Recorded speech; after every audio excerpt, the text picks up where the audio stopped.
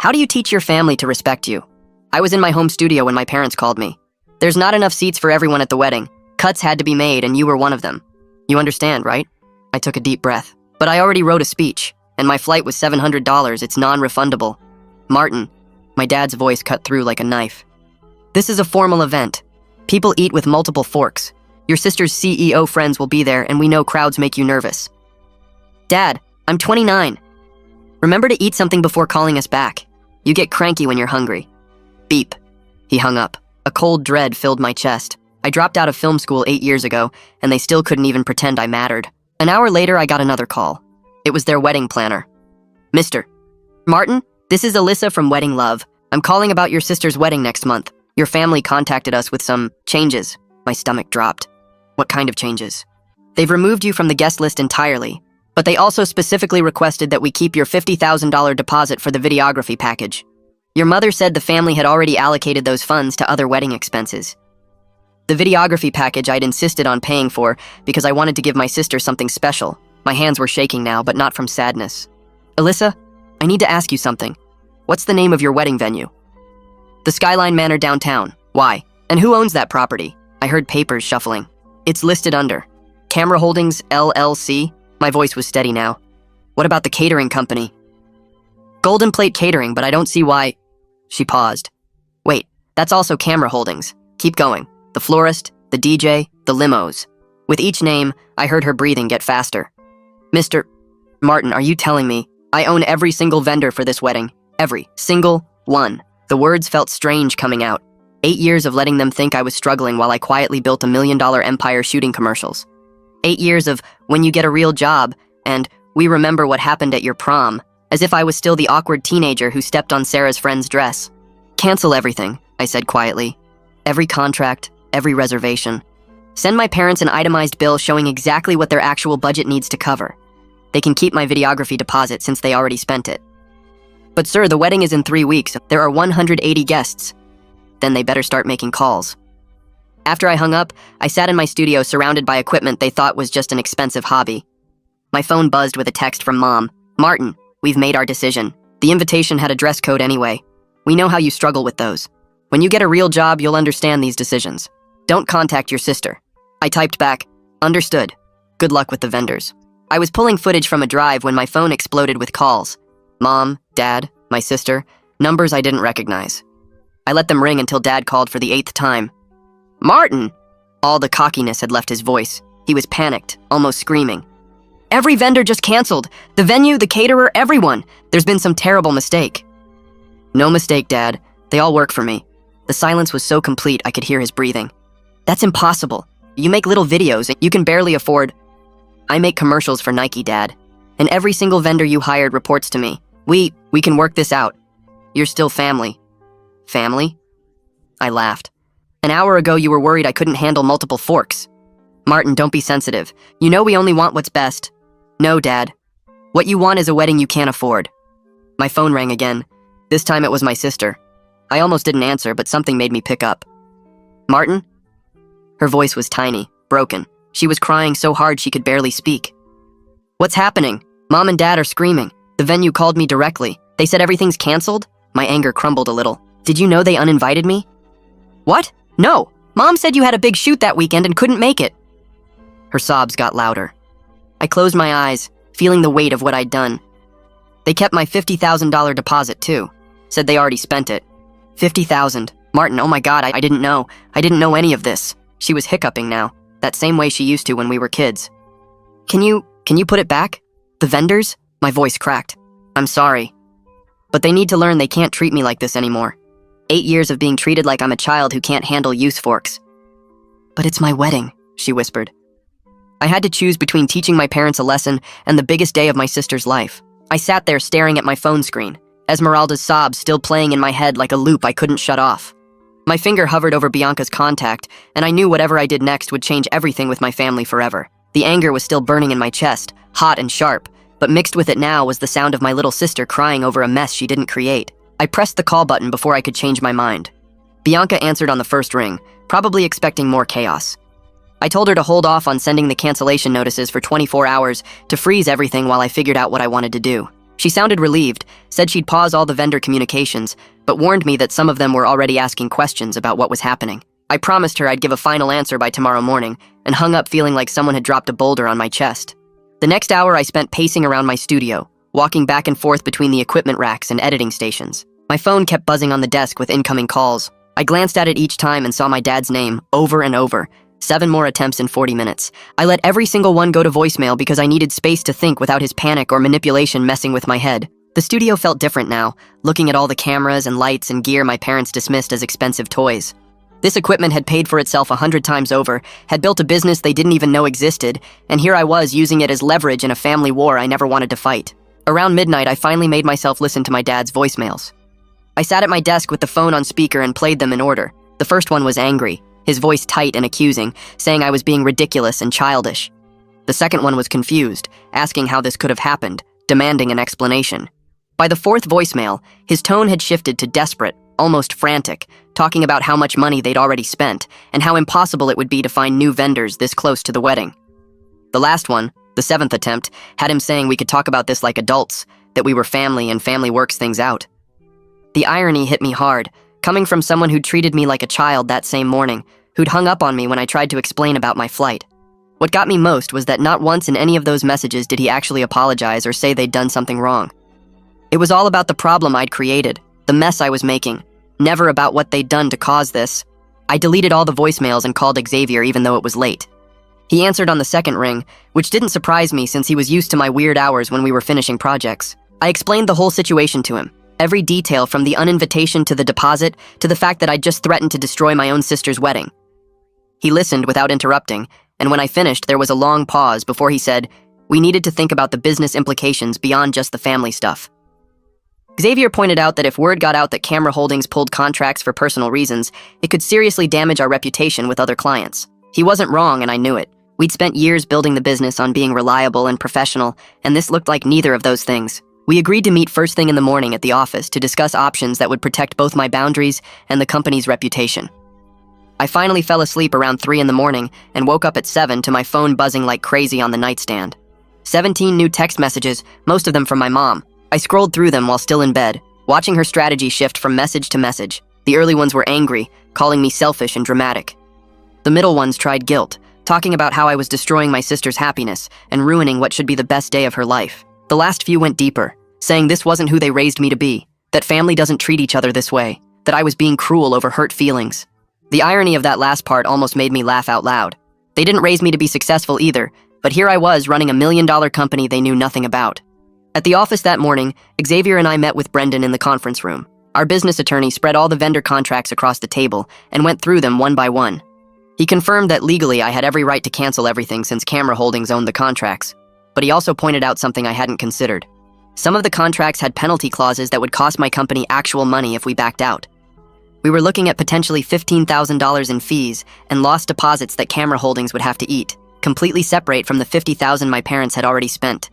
Brendan also warned me about the optics of letting a family fight bleed into business operations. He said if I decided to put the vendors back, we needed clear paperwork separating this situation from normal business practices. We spent an hour discussing how to create a formal policy about conflicts of interest and contracts with family members to prevent this kind of disaster in the future.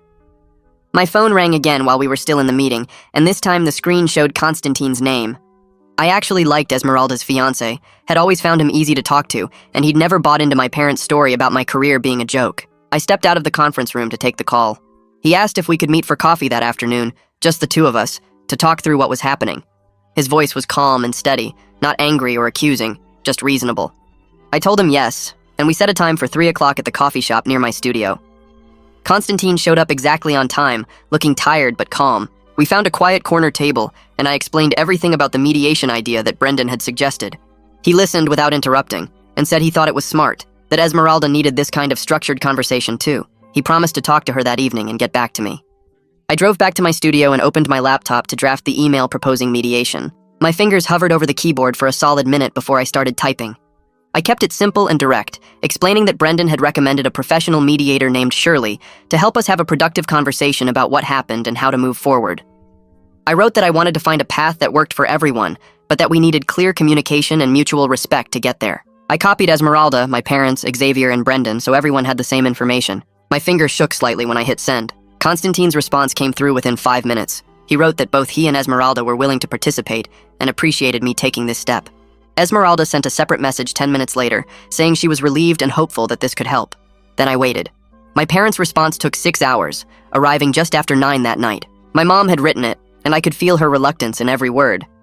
She said this seemed excessive for a family disagreement, but that they would attend if it meant resolving this situation. The fact that she still called it a disagreement, rather than acknowledging what they actually did, told me exactly how much work this would take. I forwarded all the responses to Brendan and asked him to reach out to Shirley to set up the sessions. He got back to me the next morning saying Shirley wanted to meet with me individually first, before the family session. We scheduled it for 2 days out at her office downtown. The morning of my individual session with Shirley, I got stuck in traffic and arrived 10 minutes late. Her office was in a modern building with glass walls and minimalist furniture that somehow felt both professional and comfortable.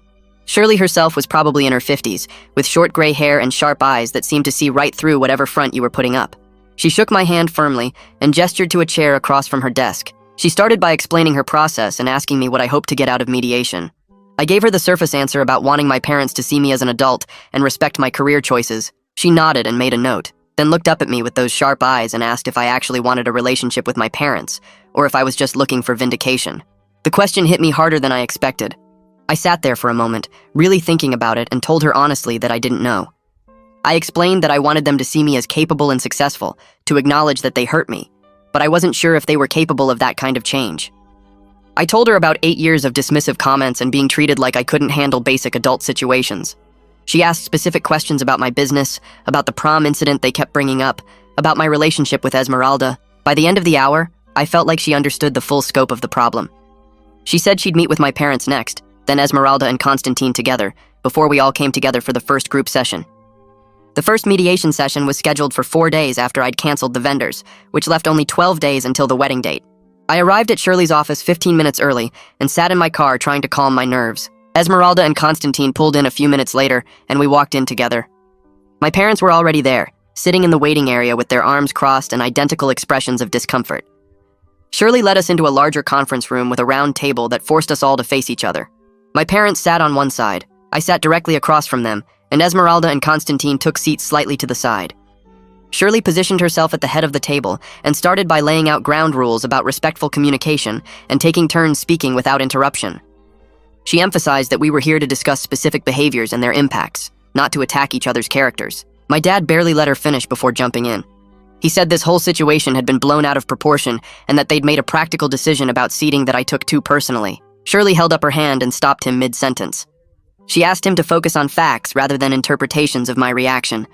When she pressed him to explain the actual facts of what they decided and why, he shifted in his seat and looked at my mom.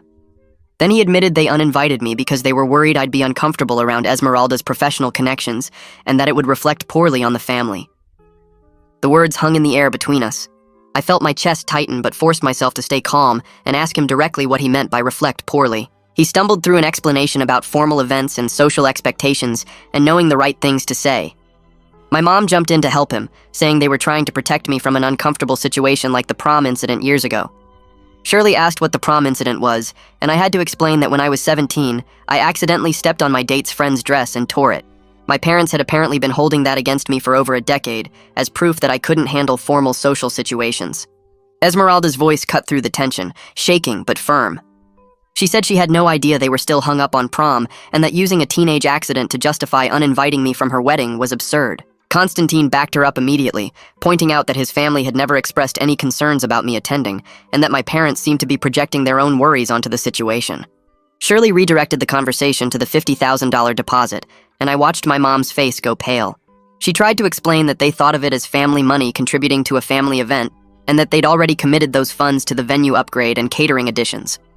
I kept my voice steady as I pointed out that it was my money from my business, given as a specific gift for videography, and they had no right to redirect it without asking me first.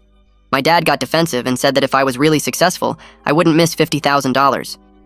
Shirley asked him how he'd feel if someone took $50,000 from him without permission, regardless of his financial situation. He didn't have a good answer for that. The silence stretched out uncomfortably but felt necessary. We spent the next hour going through each specific point of hurt and misunderstanding. Shirley kept us focused on concrete behaviors rather than character attacks. My parents slowly started to acknowledge some of what they did wrong, though they kept trying to justify everything with their intentions. Shirley pointed out that impact matters more than intent, and that their actions hurt me regardless of what they meant to accomplish.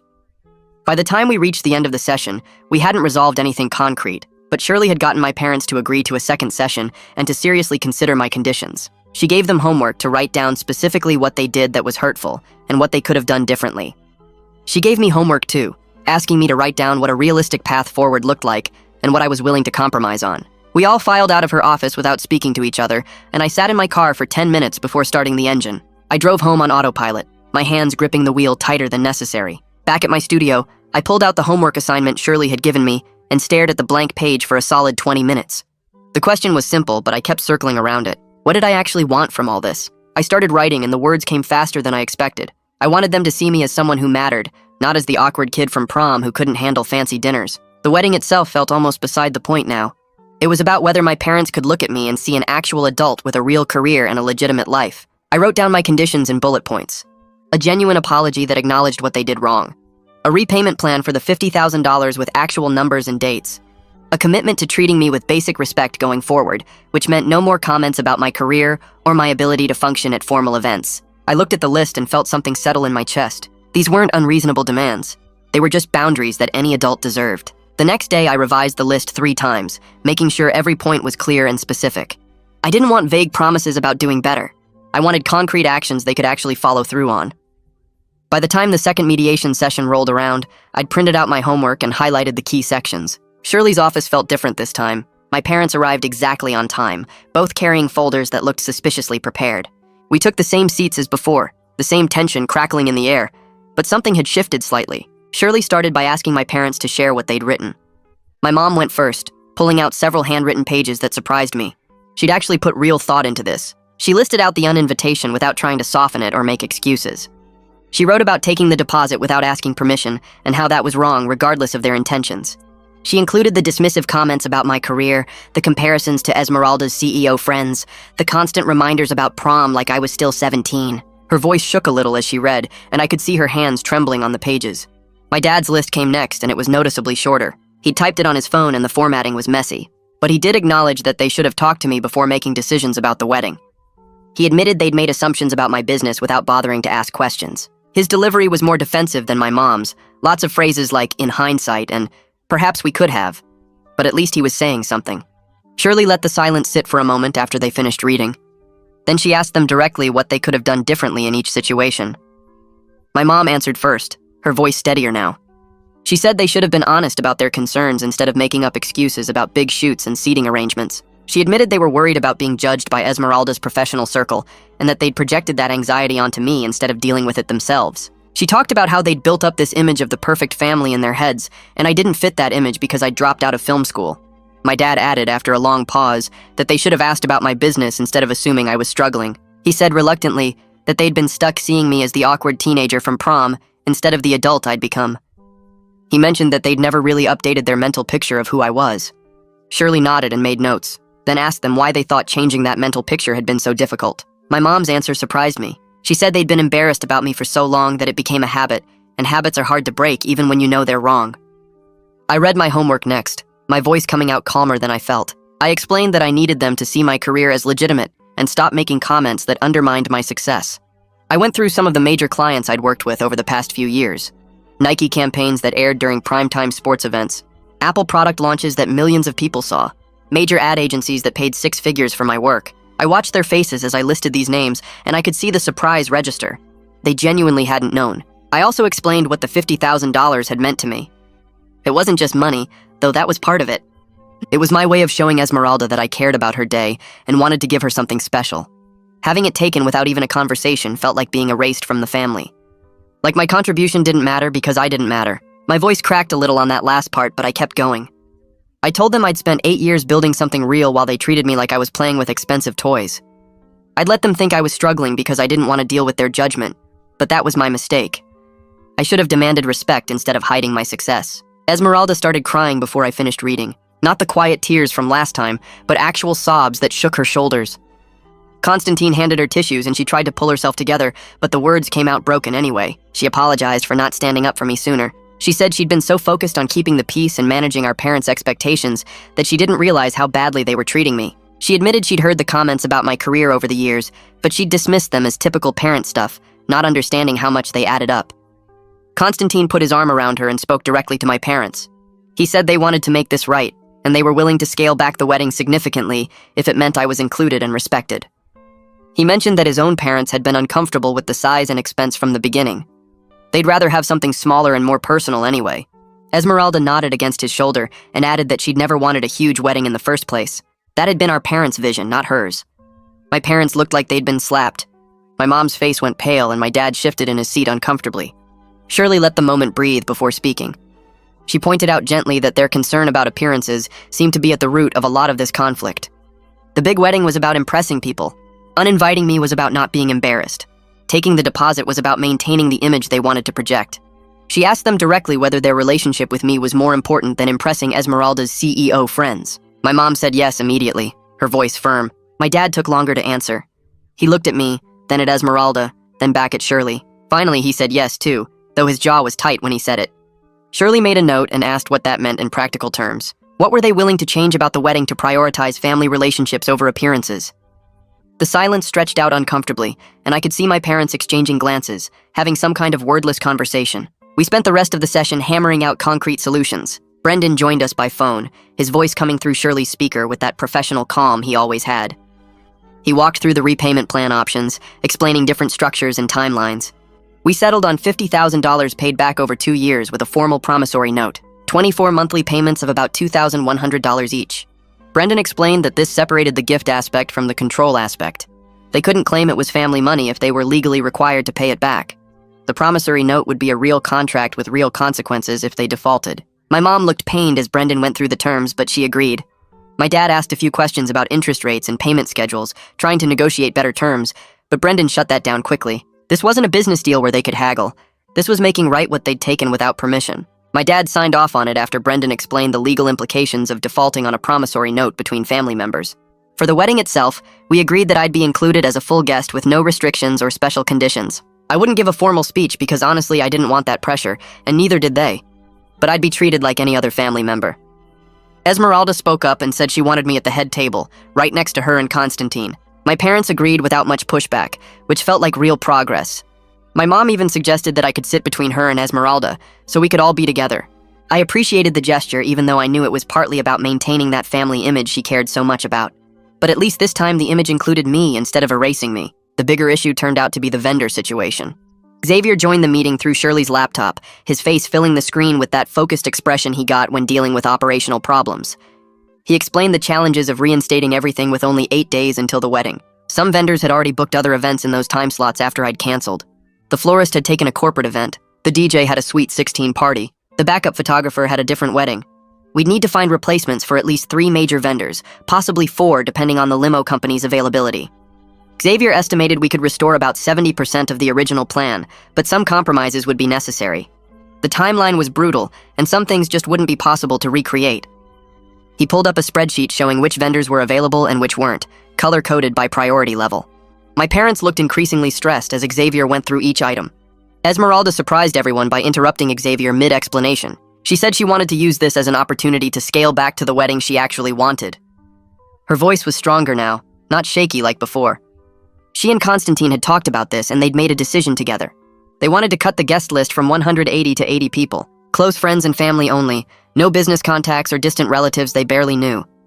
They wanted to move from the massive Skyline Manor ballroom to the smaller garden venue on the same property. This would make the vendor situation much easier, because the garden venue had different availability and needed fewer services. It would also reduce costs significantly, which meant less financial stress on everyone. Constantine backed her up immediately, adding that his parents would be relieved by the change. They'd been worried about the expense and the formality from the beginning. A smaller, more intimate wedding felt right to both of them. Shirley turned to my parents and asked them directly if they could support Esmeralda's decision, even though it wasn't what they had planned. The silence stretched out for what felt like forever. My mom's hands were folded tight in her lap, and she kept looking at my dad like she was waiting for him to speak first. Finally, she said yes, her voice quiet but clear. My dad took way longer to answer, and when he did, his face looked like he'd just eaten something rotten, but he nodded and agreed. Esmeralda let out a breath I didn't know she'd been holding, and Constantine squeezed her hand. Shirley made notes on her pad and said she'd work with Xavier to coordinate the changes. Then she ended the session by reminding everyone that this was progress, and we should acknowledge that. Over the next 3 days, my phone basically lived in my hand, because Xavier was calling or texting every few hours with updates. He had his whole team working on reorganizing everything, and it was chaos, but the good kind. The kind where you can actually see things coming together. The garden venue at Skyline Manor was available, which was perfect, because it was way more manageable than that massive ballroom. Xavier got the florist back first, because they'd only taken a small corporate job that they could move around. The DJ agreed to honor the original contract after Xavier explained the situation and threw in a discount on future bookings. The photographer was trickier because she'd already committed to another wedding that same day, but Xavier found her backup, who turned out to have even better reviews. The caterer was the only total loss because they'd booked a huge anniversary party, but Xavier found this amazing replacement that Esmeralda actually liked better. When he showed her their menu, she got excited about the creative options they offered, stuff like fusion appetizers and custom cocktails that the original caterer never suggested. I met with Bianca 3 times that week to rebuild the videography package from scratch. She had all the original plans, but I told her I wanted to handle this shoot personally instead of sending one of my usual crews. She looked surprised and asked if I was sure because it was family, and that could get complicated. I said that's exactly why I needed to do it myself, because this wedding had stopped being just another event and become something way more important. Esmeralda came to one of those meetings and we spent the whole afternoon going through shot lists. She told me what moments mattered most to her, like the first look with Constantine and her mom helping with the veil and the toasts at dinner. She kept saying she couldn't believe I was doing this for her, and I kept telling her it was what I'd wanted to do from the start before everything got messed up. My parents sent out the revised guest list with a message about scaling back to a more intimate celebration. I saw the email because they copied me on it, and the wording was careful, like they were trying not to admit they'd screwed up the first time. My mom called me the next day, and I could hear the stress in her voice when she talked about what people were going to think. But then she said something that surprised me. She said Esmeralda had made the right choice, and she wasn't going to fight her on it. I overheard her on the phone with one of her friends later that week explaining the change, and she actually sounded proud of Esmeralda for knowing what she wanted. It was weird hearing my mom talk that way because usually she needed to control everything, but maybe Shirley's mediation was actually working. 4 days before the wedding, my dad called me, and for once it wasn't about logistics or vendor problems. He asked how my business was going, and when I started to give him a quick answer, he said no, he wanted to really understand what I did. So I explained how camera holdings worked, how I'd built up the vendor network, what kind of commercial projects I took on. He listened without interrupting, which might have been a first in our relationship. Then he admitted he'd never understood my work, and had made assumptions based on not knowing anything about the industry. He said he thought commercial filming was just making YouTube videos or shooting weddings for cheap.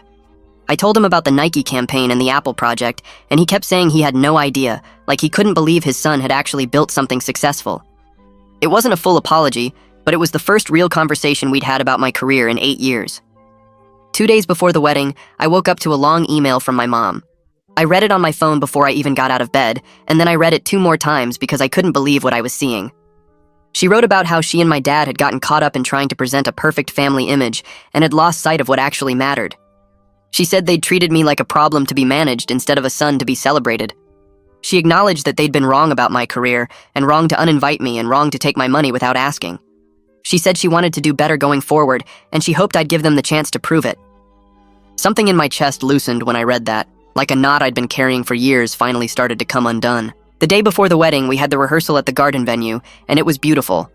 The space was intimate and personal in a way the giant ballroom never would have been. Flowers were already being set up, and the natural light coming through the trees made everything look soft and warm. My parents showed up looking nervous, but they were trying. I could see that. They didn't make any comments about the smaller scale or try to suggest changes. My dad actually helped Constantine figure out where everyone would stand during the ceremony. Then he made a joke about me knowing how to use all the forks at dinner, and for once it didn't feel mean. It felt more like he was trying to acknowledge how stupid his concerns had been. That evening, the immediate family went to dinner at this Italian place near the venue. Esmeralda looked more relaxed than I'd seen her in months, like a weight had been lifted off her shoulders. Constantine kept thanking everyone for being flexible with the changes, and my parents kept saying it was Esmeralda's day, and they just wanted her to be happy. They were quieter than usual, not dominating the conversation like they normally did. My dad asked me about a project I was working on, and actually listened to my answer.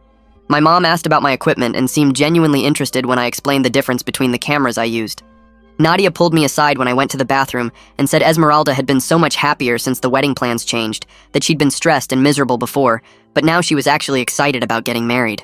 On the morning of the wedding, I got to the garden venue at 6 to set up my camera equipment. The sun was just starting to come up and the light was perfect, that soft golden color that makes everything look magical. I walked around checking angles and planning shots while Xavier's team finished the last details on the flowers and table settings. The venue looked stunning with all the natural light and greenery. Xavier showed up around 7 with coffee and made a joke about this being the most high-stakes shoot I'd ever done. I laughed, but he wasn't wrong. This wasn't just about capturing a wedding anymore. It was about showing my family what I was actually capable of doing.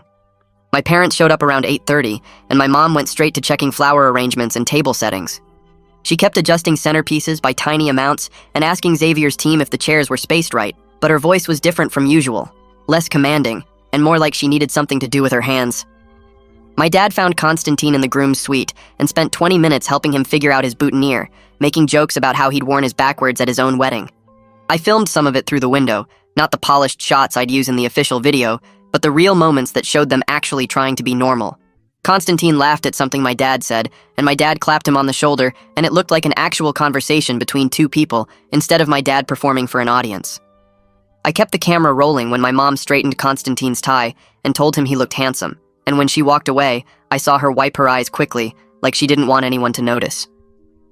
These little ordinary moments felt important somehow, like proof that we were all capable of being decent to each other when we stopped worrying about appearances. Esmeralda came out of the bridal suite around 9:15, and my mom lost it immediately. Tears were streaming down her face before Esmeralda even made it fully through the doorway, and she kept saying how beautiful her daughter looked while trying not to smudge her makeup. I got my camera up and captured my mom helping with the veil, her hands shaking slightly as she adjusted the fabric and tucked a strand of Esmeralda's hair back into place. There was something soft in that moment, something that made me think maybe underneath all the status anxiety and control issues, my mom actually did care about us in her own messed up way. Esmeralda caught my eye while my mom fussed with the veil and smiled at me. This genuine happy smile that reminded me of when we were kids. My dad appeared in the doorway and just stood there staring at Esmeralda for a long moment before he said, "She looked perfect." He saw me filming, and instead of making some comment about me working at my own sister's wedding, he just gave me this small nod. It wasn't approval exactly, more like acknowledgement that I was doing something real, and he could see it now. The ceremony started at 10, and it was perfect in how simple and personal it felt. 80 people filled the garden space without making it crowded, and everyone could actually see and hear everything that happened. I moved through the rows with my camera, capturing the way the morning light came through the trees and lit up Esmeralda's dress, the tears on Constantine's face when she walked down the aisle, the way both sets of parents were crying openly. This is what I do for work, filming people's important moments and making them look beautiful. But today felt different because these were my people and my family and my sister getting married. I got shots of Nadia fixing Esmeralda's train and wiping away her own tears, of Constantine's parents holding hands during the vows, of my dad reaching over to squeeze my mom's hand when Esmeralda said I do. Every frame mattered more than any Nike commercial I'd ever shot, because this was the day my family started actually seeing me as someone who mattered. The reception moved into the garden pavilion, and people ate and danced and celebrated while I kept filming. My dad stood up to give a toast around noon, and I almost put the camera down because I wasn't sure I wanted to record whatever he was about to say. But then he started talking about both his children and their accomplishments, using our actual names and describing our actual careers, and for the first time ever, he mentioned Camera Holdings by name. He said he was proud of Esmeralda for building her career in finance, and proud of me for building a successful production company, and that both his kids had chosen partners who supported their ambitions instead of trying to change them. It wasn't a full apology for everything that had happened, and he didn't acknowledge the wedding disaster or the years of dismissing my career, but it was progress. He was standing in front of 80 people and claiming me as his successful son instead of pretending I didn't exist, and that meant something. I kept filming even though my hands were shaking a little, and when he finished and everyone clapped, he looked right at me and raised his glass. Later in the evening, when things were winding down, Esmeralda grabbed my arm and pulled me away from the crowd. She told me she was grateful I hadn't given up on the wedding or on the family, that watching me set boundaries had taught her she could do the same thing. She said that's why she felt strong enough to scale back to the wedding she actually wanted instead of the show our parents were planning. We hugged, and I realized that maybe some good had come out of the whole mess after all.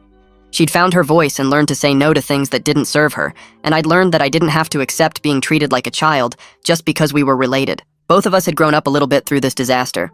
My mom approached me as the reception was ending and asked if we could talk privately. We walked away from the pavilion toward the garden path, and she told me she'd been thinking a lot about how they'd treated me over the years.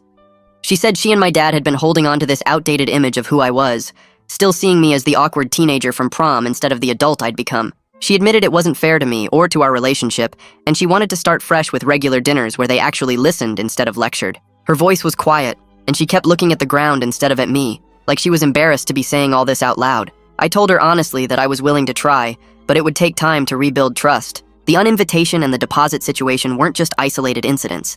They were part of a pattern of dismissiveness that had been going on for 8 years.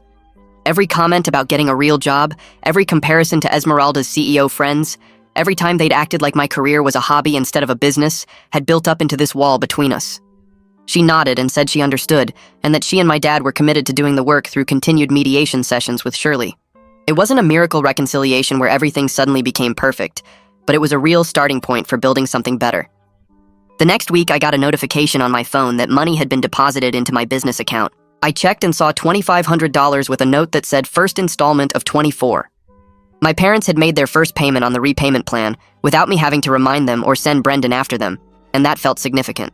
I forwarded the notification to Brendan and he confirmed receipt and updated the promissory note in our files. Xavier saw the email chain and made a joke about requiring all family members to sign contracts before any future interactions, and honestly, it wasn't the worst idea I'd ever heard. Maybe having everything in writing would force everyone to be clear about expectations instead of making assumptions. 2 weeks after the wedding, I finished editing the video and drove to Esmeralda and Constantine's apartment to deliver it. They sat on their couch and watched the whole thing while I stood nervously by the door, and by the end they were both crying. Esmeralda said it was perfect, that I'd captured exactly what the day felt like, and made it beautiful without making it fake. She posted some clips on social media that weekend with a caption about how intimate weddings were, better than big productions, and a bunch of her CEO friends commented saying they wished they'd done something similar instead of the massive events they'd planned. Constantine sent me a long text thanking me for the video and for helping make the wedding happen at all.